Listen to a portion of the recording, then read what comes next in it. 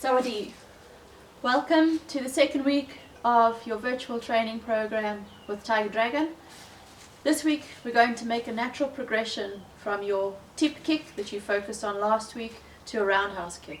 So the reason I say it's a natural progression is because, like the tip, your roundhouse is a weapon that you use mostly at a long range distance. You can vary that range depending on the length of your leg and how you adjust it with your knee, but largely a long range weapon.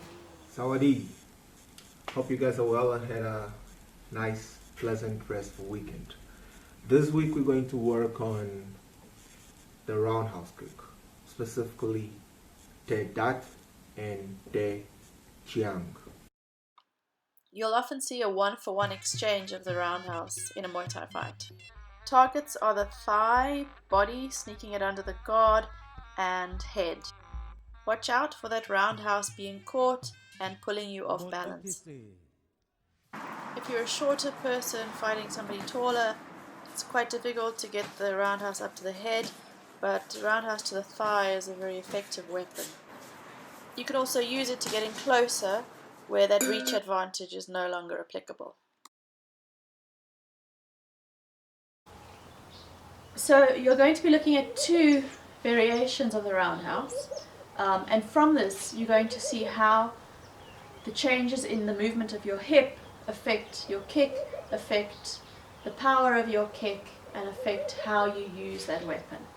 So the roundhouse is the kick where you're going to see if you have any weakness or lack of flexibility in your hip. This is the weapon where it's going to be more pronounced. So for your most effective, powerful roundhouse, there are three things that you need to have with your hips. You need to have the flexibility and mobility of your hip, and then strength in your hip to be able to coordinate that mobility in your hip.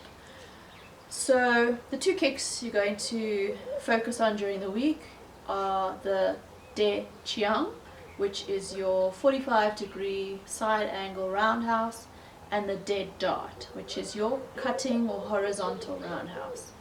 Essentially the main difference is in how the leg moves and the trajectory of that leg. So your 45-degree roundhouse comes up at a 45-degree angle before turning your hip at the last minute to get that power in your kick. The horizontal or cutting roundhouse, the dtahd, that is the one that's coming up more on an arc, so vertically up and then around, finishing on a horizontal plane, connecting your target.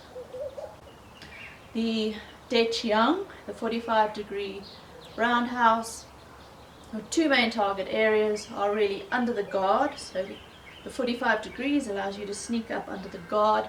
You do have to be careful with the elbows. So if you have an opponent who's good at keeping their elbows close to their body, you're not going to use that kick to get under the guard unless the opportunity arises. The second target then is the thigh, particularly the inner thigh. It provides a good surface to attack it at a 45-degree angle coming up. So you come up, particularly the front leg.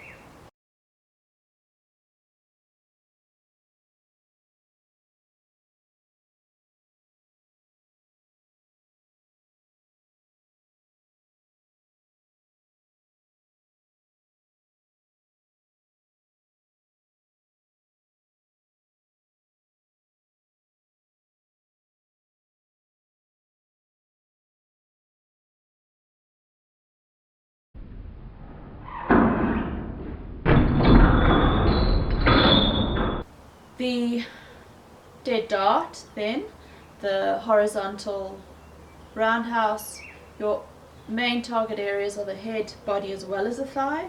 So the reason you can add the head as a target compared to your 45-degree angle is that because of the arc, that arc can come over the shoulder. That would be an obstruction if you were coming up at 45 degrees.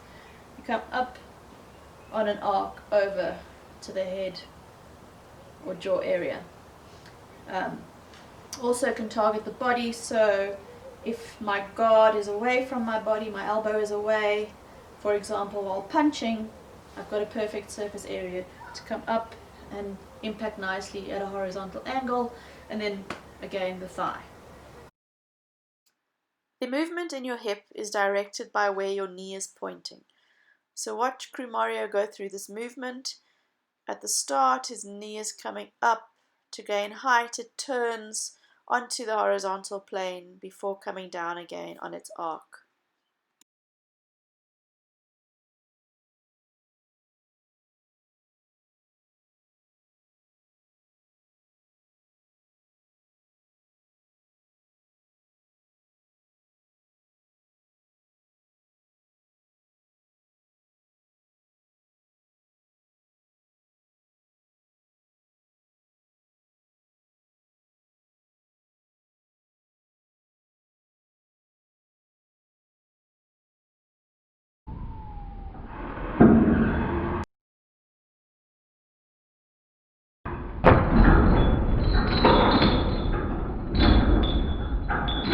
So the most important characteristic of any Thai roundhouse is the whip that comes in the kick.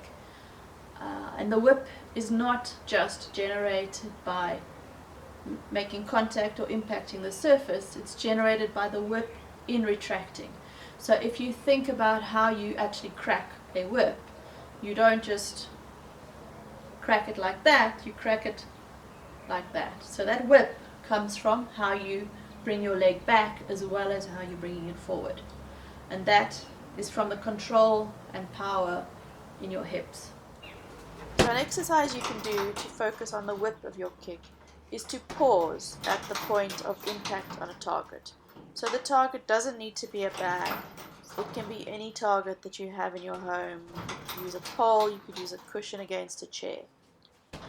At the point at which you pause, focus then on thrusting your hip and bringing it back down to its original position as quickly as possible. This helps you generate a whip in your kick. That pause also focuses the muscle and helps you build strength in your hip.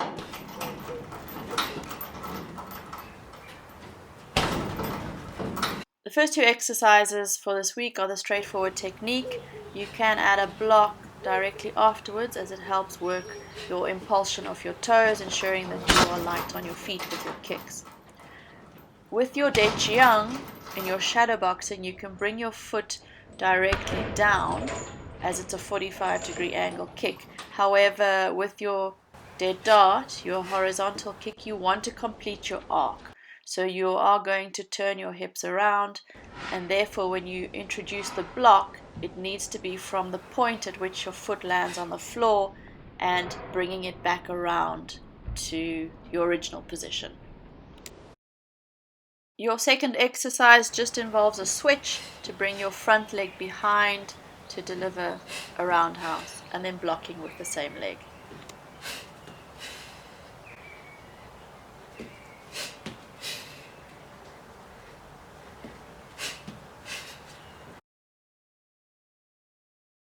This next drill is a very simple drill.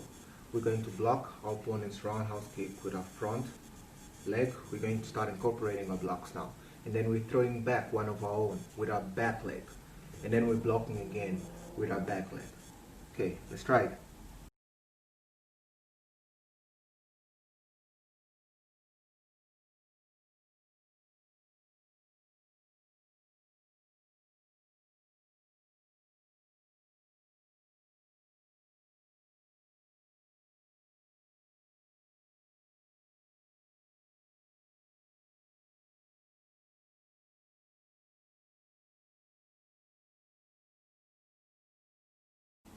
For the next drill, we're starting with our lead tip, following up with our rear roundhouse kick, and then blocking twice. Once on the outside, in Thai called Khao Bang Nok, and then once on the inside, in Thai called Khao Bang Nai. Now, the tip and the roundhouse just naturally flow into one another, so it's easy to incorporate one right after the other.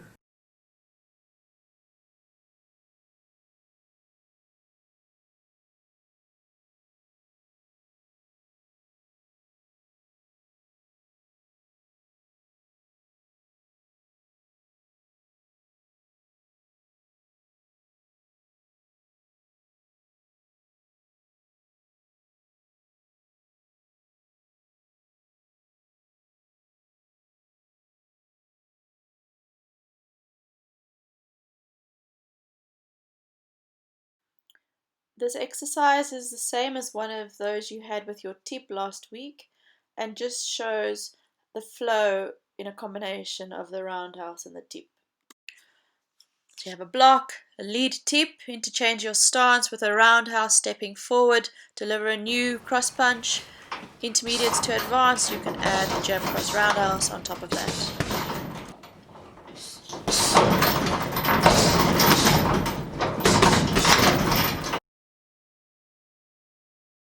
Now for this last drill, we've got a little challenge for you guys. We're going to try and add a jumping knee at the end of our technique. So what are we starting with? We're starting with a block. So we blocking our opponent's imagined roundhouse kick, and then we're firing back one of our own.